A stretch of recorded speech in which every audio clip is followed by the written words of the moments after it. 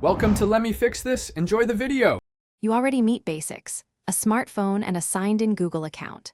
Now act. Swipe to your app drawer or open the Play Store/App Store and type Google Pay in search.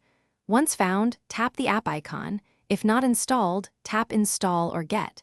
Make sure you allow necessary permissions like location and notifications when prompted, because Google Pay needs them for security and detection. After installation, open the app and sign in with your Google account to continue.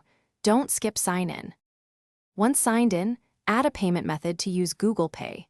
Tap Payment Methods, then Add Card. You can scan the card with your camera or type details manually.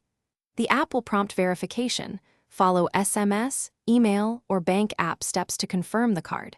Make sure NFC is enabled for Tap to Pay on compatible devices. On Android, go to Settings, then Connections, and turn on NFC. Also set Google Pay as the default contactless payment app if your phone asks, so tap payments work instantly.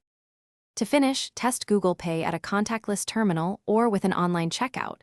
Select Google Pay, authenticate, and complete a small transaction. If a payment fails, make sure location services, notifications, and background data are enabled. These help security checks.